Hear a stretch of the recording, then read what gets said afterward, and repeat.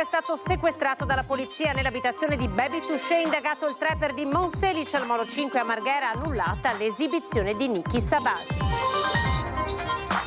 Tragedia a Lungare, morto tra le braccia della mamma un bimbo di 2 anni mentre faceva il bagnetto. È stata aperta un'inchiesta per accertare le cause del decesso. Sul corpicino disposta l'autopsia.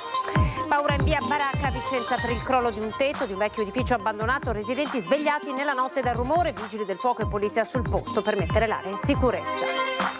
Perso il processo per la morte di un operaio 31enne alla cava di Lovadina di Spresiano, l'imprenditore Remo Mosoli, i 2 figli. Lui dice: sono sereno, la giustizia faccia il suo corso. La clausola antifascista ripristinata a Vicenza, sì del Consiglio Comunale Maeba Gara, il centrodestra pone la questione della costituzionalità della nuova norma.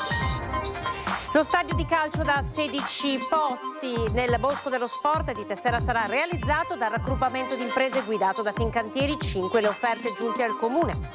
Hanno voluto celebrare il loro matrimonio a Casale di Scodosia nella bassa padovana, da dove i primi del Novecento era emigrato il bisnonno Ermenegildo, e la storia di Bruno e Milena dal Brasile all'Italia. Il telegiornale del Veneto, buonasera, ben ritrovati. Partiamo dal Macete con lama lunga mezzo metro che è stato sequestrato dalla polizia nell'abitazione di Baby Touché. Nuovi guai dunque per il trapper di Monselice. Partiamo da qui. 1, 2, 3, gli amici che se ne andranno. È stato postato sui social un mese fa e si intitola Till I Die, il videoclip che ha portato la squadra mobile di Padova a indagare nuovamente sul trapper Baby Touché. 20 anni, residente a Monselice. A gennaio il questore Marco Dorisio ha firmato un foglio di via per 3 anni dalla città del Santo. Nonostante tutto, a mo' di sfida, il trapper con la sua PD Gang ha inciso e diffuso il video di poco più di 2 minuti nel quale, oltre a brandire delle armi, venivano pronunciate frasi minacciose: studio come farvi fuori, non sto scherzando. Un video dove si chiede anche la liberazione di alcuni componenti della gang, tra cui il fratello del trapper, in carcere dopo il tentato omicidio di un rivale avvenuto a Bergamo nel 2022, che finisce con una chiara offesa alla città.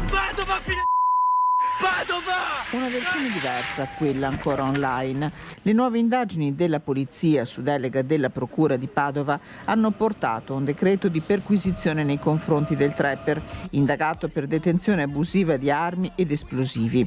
Oltre ad aver sequestrato il Macete con una lama affilata di 54 cm in totale, gli agenti hanno appurato che le armi brandite sono del tipo soft air, scongiurando così l'utilizzo di pistole vere e proprie da parte del trapper e dei suoi sostenitori. E intanto al Molo 5 è stata annullata l'esibizione di un altro trapper, lui è Nicki Savage, soddisfatta la Fondazione Efesto che ora chiede un tavolo di regolamentazione.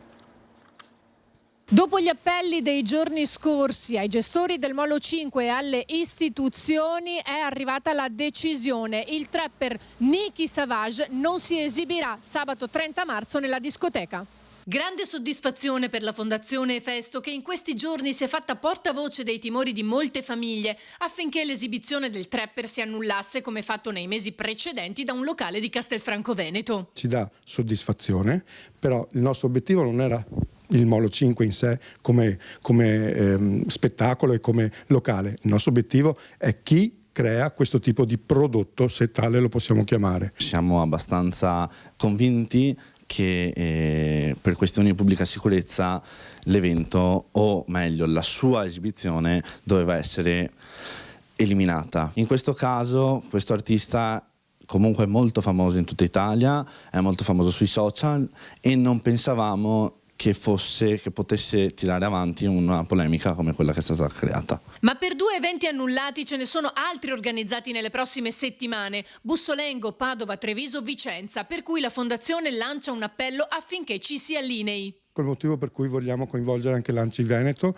Partirà una lettera a Mario Conte qua proprio nelle prossime ore, e vogliamo coinvolgere anche tutto il resto dei locali. I prefetti e questori sono coinvolti per aprire questo tavolo di trattativa. Annullate questo tipo di eventi, non fatevi partecipi di questo scempio della dignità e della libertà. Il presidente della Fondazione è stato ricevuto da prefetto e questore di Venezia insieme a comandante dei Carabinieri e Guardia di Finanza, a cui ha rivolto una proposta. di aprire un dialogo con tutte le sale da ballo per trovare un protocollo che possa assicurare i nostri ragazzi e proteggere i nostri ragazzi da questa forma di violenza e che va a minare proprio le basi sociali della nostra convivenza. La donna è un soggetto da difendere, la violenza va bandita dalle sale da ballo anche solo come forma cantata e va assolutamente assicurati i dettami della Costituzione che prevedono proprio la difesa della dignità umana. La vittoria sarebbe se tutte le agenzie che producono e creano questi fenomeni cambiassero rotta. Una linea da seguire, anche quella che a questo punto si chiede chi organizza eventi di intrattenimento. Ci chiediamo quale linea guida dobbiamo prendere per il futuro, perché ad oggi non ce ne sono. Ad oggi siamo liberi di poter fare quello che vogliamo, però come abbiamo visto in questa data dei clamori possono venire fuori e quindi anche noi adesso ci troviamo davanti a un punto di domanda nel dire domani cosa dobbiamo fare. In ogni caso sabato la serata avrà svolta come tutti i sabati e confidiamo che i ragazzi vengano lì per un sano divertimento e per passare un sabato sera diverso in occasione di Pasqua. Allungare ora nel Vicentino, dove un bimbo di soli 2 anni è morto tra le braccia della mamma. Sul suo corpicino è stata disposta l'autopsia. Lungare. Solo l'autopsia potrà stabilire la causa della morte improvvisa di un bimbo di 2 anni morto ieri sera tra le braccia della madre. Andrea Restiglian, il più piccolo di 4 figli, stava facendo il bagnetto quando è avvenuto un improvviso malore che gli avrebbe provocato un arresto cardiocircolatorio. La madre avrebbe trovato il piccolo a terra dopo essersi allontanata per pochi istanti. Immediato l'allarme al SUEM 118, intervenuto prontamente. I sanitari purtroppo, nonostante i suggerimenti dati alla donna per tentare di rianimare il bimbo mentre sopraggiungevano, una volta arrivati nell'abitazione della famiglia in via Crosara, non hanno potuto far altro che constatare la morte del piccolo Andrea.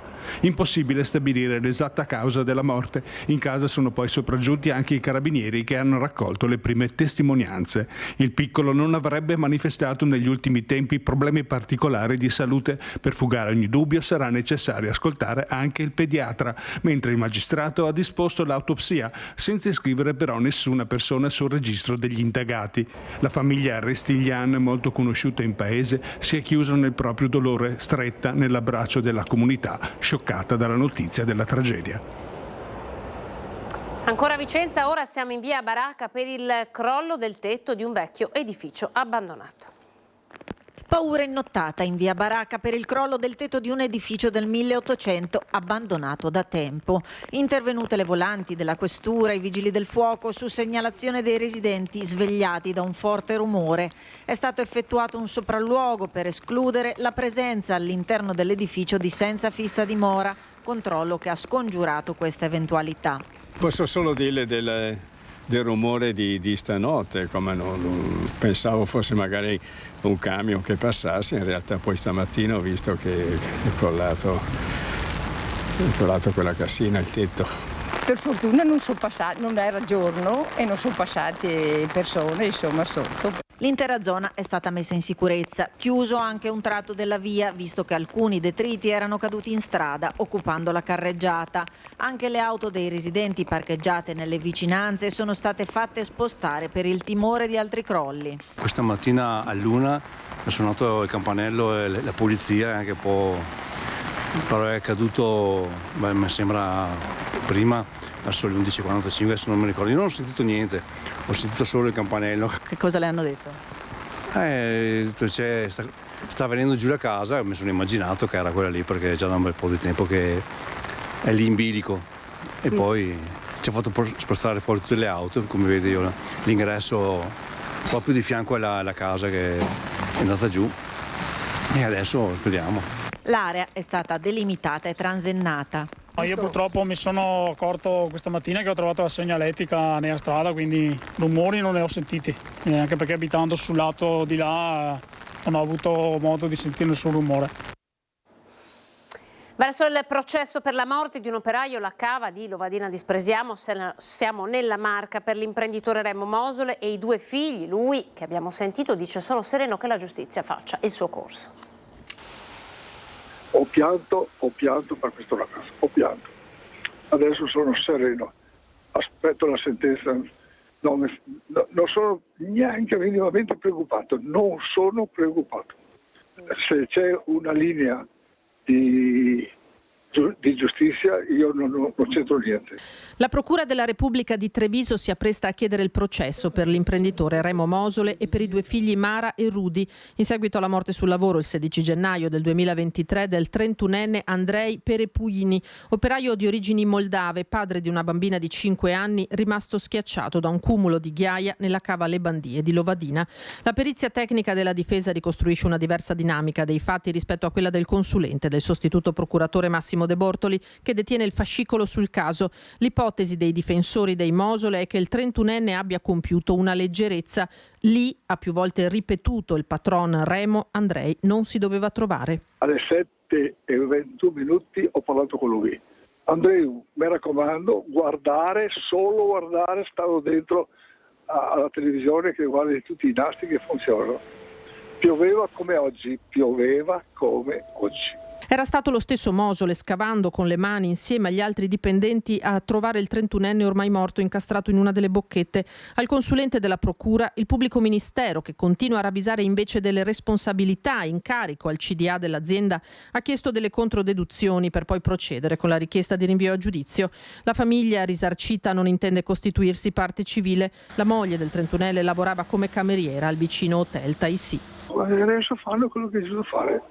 Giusto, l'abbiamo pagato, abbiamo indennizzato, quelli sono tanto signori e io sono tanto più povero mentalmente e anche nel cuore. Ma non è questo che mi dispiace. Io credevo essere indenne perché sono sempre sopra il lavoro. I lavori pericolosi li ho fatti tutti io sulla mia azienda. La legge deve fare la legge, no, impiccare tutti i venditori, voglio far lavorare la gente. Ancora un infortunio sul lavoro grave nel Bellunese, accaduto questa mattina poco prima delle 9. Siamo a Bastia dal Pago. Livio Cecchet, terzista di 69 anni di Castello di Godego, in provincia di Treviso, è rimasto schiacciato sotto il muletto che stava ricaricando sul camion all'esterno del supermercato AEO all'altezza della rotonda di Farra. Il pesante mezzo che aveva appena finito di usare è scivolato dalla pedana del camion finendogli addosso. Il 69enne è rimasto ferito in modo grave ad una gamba e i soccorritori del 118 chiamati dal personale del supermercato lo hanno stabilizzato e portato all'ospedale di Belluno in codice 3. Con i sanitari sul posto anche i carabinieri di Puos, i vigili del fuoco e il personale dello Spisa. A Treviso, ora in città, alla chiesa di San Francesco, dove questo pomeriggio c'è stato l'ultimo saluto a Michele Malenotti, l'imprenditore trevigiano scomparso lo scorso 23 di marzo a 42 anni in un incidente stradale. Malenotti aveva perso il controllo del suo scooter, forse a causa di un malore. Alla sua famiglia si deve il rilancio del marchio Belstaff. Nel giorno dell'ultimo saluto in chiesa presenti tutti i suoi figli, per i quali maggiore Ivan aveva anche lanciato una raccolta fondi sulla piattaforma GoFundMe, una raccolta che in pochi giorni ha raccolto ben 52 donazioni. Tanta commozione all'arrivo del feretro per la benedizione davanti ai familiari. C'è il via libera della Camera al nuovo codice della strada. Ora la palla passa al Senato. Per il presidente della Regione del Veneto, Luca Zaia, si tratta di una stretta necessaria. Passa all'esame della Camera per approdare ora in Senato il nuovo codice della strada, il via libera con 163 voti favorevoli, 107 contrari. Tra le novità contenute nella riforma un inasprimento delle pene per chi guida sotto l'effetto di alcol e droga oppure utilizzando il cellulare. In questo caso la patente è sospesa per un periodo che va dai 15 giorni fino ai 2 mesi, multa fino a 2.588 euro.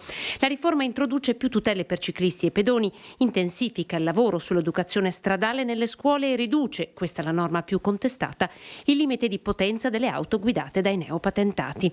In Veneto trova piena approvazione. Plaude al lavoro del ministro Matteo Salvini il presidente del Veneto Luca Zaia, che parla di stretta necessaria, annotando la maggiore attenzione rivolta ai giovani e responsabilizzazione di chi si mette alla guida.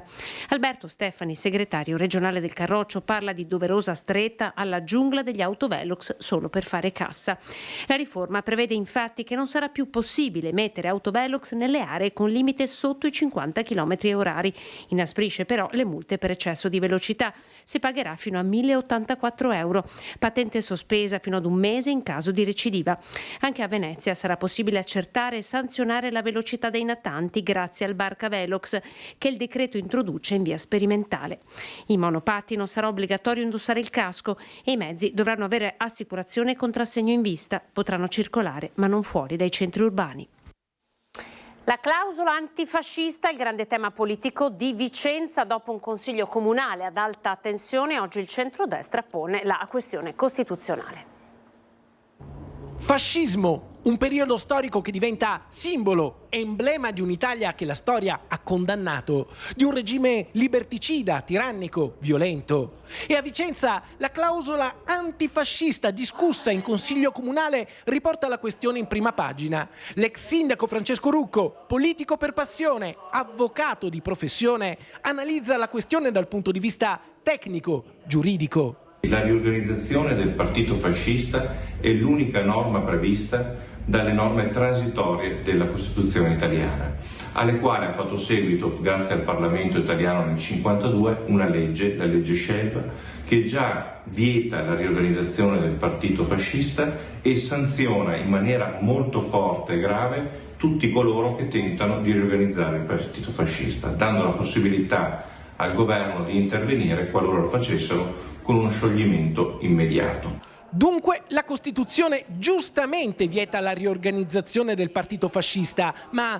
un conto è impedire l'organizzazione del partito fascista, un altro conto è costringere con la clausola vicentina chi chiede uno spazio pubblico a dichiararsi antifascista, che invece rientrerebbe nella libertà di pensiero. Un aspetto giuridico che, spiega l'avvocato Rucco, è fondamentale e non a tutela del fascismo, ma della Costituzione liberale. Una clausola che si dimostra liberticida e soprattutto in contrasto con la Costituzione italiana, che professa la libertà di manifestazione e di pensiero per qualsiasi cittadino. Qualsiasi cittadino deve essere libero di svolgere attività sul territorio comunale, ma soprattutto esprimere il proprio pensiero liberamente, senza alcun vincolo. È evidente che questo inserimento della clausola antifascista è una limitazione e va in contrasto alla Carta Costituzionale, che agli articoli 3 pari dignità sociale e soprattutto l'articolo 21 della Costituzione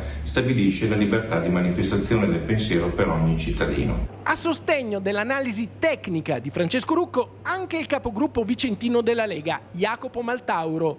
Per il centrodestra la clausola antifascista che vuole introdurre il centrosinistra è anticostituzionale, inaccettabile politicamente e giuridicamente. Dobbiamo dirlo chiaramente. Ogni violenza è fascismo, né di parte né dall'altra. Ogni violenza è fascismo e va evitata. Il 29 aprile potrà essere una nuova pietra miliare per l'autonomia. Le dichiarazioni del presidente del Veneto Luca Zaia, la riforma, quindi il DDL dell'autonomia differenziata, arriverà alla discussione e poi al voto alla Camera dopo l'approvazione ricevuta in Senato. E parla dunque di nuova pietra miliare, un momento storico, il presidente del Veneto Luca Zaia. Dunque la data fissata per la discussione alla Camera per il DDL autonomia è il 29 di aprile. Parliamo ora dello stadio di calcio da 16.000 posti nel Bosco dello Sport di Tassera. Sarà realizzato dal raggruppamento di imprese guidato da Fincantieri insieme a Costruzioni Bordignon e a Ranzato Impianti. Lo ha stabilito la commissione incaricata di valutare le 5 offerte giunte al Comune per la gara, che vale una commessa da oltre 77 milioni di euro. Carlo Alberto Tesserin lascia l'incarico di primo procuratore di San Marco. La decisione, spiega il Patriarcato di Venezia, è stata presa per motivi di salute che non gli consentono di continuare questo impegnativo compito svolto sempre al meglio. Molte le attestazioni di stima nei suoi confronti dal mondo istituzionale e religioso. Con vivo rammarico, ha commentato il patriarca Moraglia, ho appreso la notizia pur comprendendo i motivi, rievocando uno dei momenti salienti della reggenza di Tesserin. Ricordo, dice Moraglia, e in particolare la sua tempestiva presenza in Basilica fin dalle prime ore della notte in occasione dell'Acqua Granda del 12-13 novembre del 2019 e ancora dal sindaco Brugnaro e dal presidente Luca Zaia. Dunque Carlo Alberto Tesserin lascia l'incarico di primo procuratore di San Marco. Ed ora vi raccontiamo una storia che arriva da Casale di Scodosia, dove ieri si è celebrato un matrimonio di 2 giovani pronipote. No, perdonatemi, abbiamo pochi secondi di pubblicità. A tra pochissimo con il telegiornale del Veneto.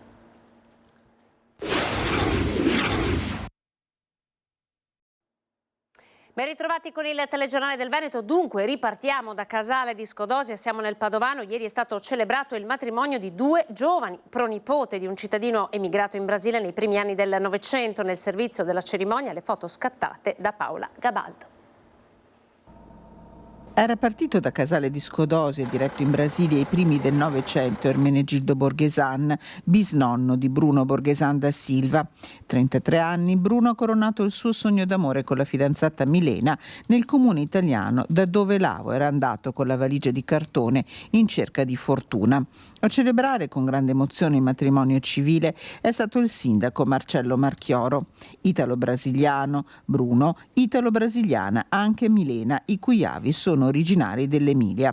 In Italia, per ottenere la doppia cittadinanza con il loro figlioletto Mattias, Bruno Borghesan, che in Brasile è proprietario di un noto ristorante nello stato del Paraná, con il primo cittadino è andato alla ricerca della casa di via Sabionara 6, da cui era partito il bisnonno Ermenegildo, e infatti della presenza della famiglia resta il toponimo nel nome di una via di Casale di Scodosia, via Stentarole Borghesani. La coppia potrebbe acquistare il vecchio casolare che ancora resta in questa zona e forse tornare a vivere in Italia. Prima di lasciarvi vi diamo una notizia che ci porta nel Veronese, dove i carabinieri del DIL hanno sospeso l'attività imprenditoriale di 4 aziende. A Opeano è stata bloccata una ditta di serramenti per gravissime violazioni in materia di sicurezza. I controlli hanno individuato la presenza di cavi di tensione scoperti, dunque l'assenza di protezione dei contatti diretti ed indiretti di corrente elettrica. Sospesa l'attività anche di un bar ad Isola della Scala, dove è stata accertata la mancata costituzione del servizio di prevenzione e protezione. I militari poi hanno scoperto in un centro massaggi di Bovolone la presenza di 2 lavoratrici in nero, risultate irregolari. Dunque anche in questo caso l'attività è stata sospesa. Ci fermiamo qui, grazie per essere stati in nostra compagnia. Come sempre chiudiamo con le previsioni del tempo. Arrivederci.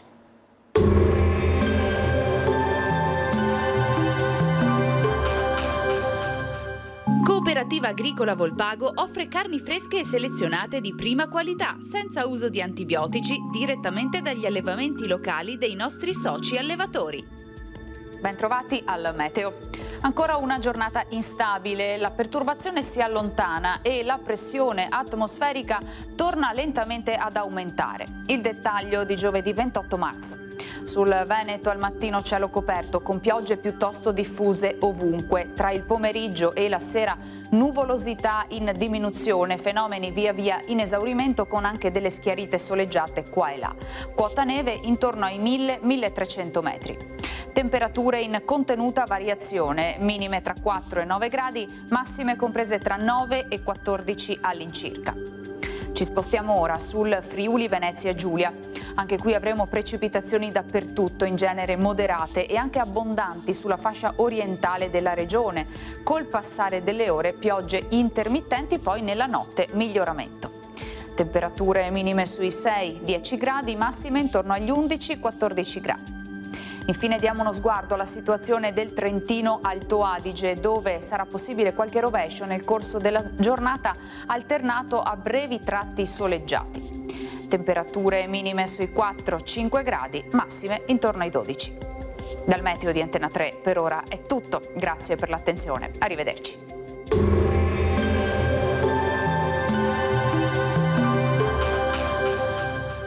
Cooperativa Agricola Volpago offre carni fresche e selezionate di prima qualità, senza uso di antibiotici, direttamente dagli allevamenti locali dei nostri soci allevatori.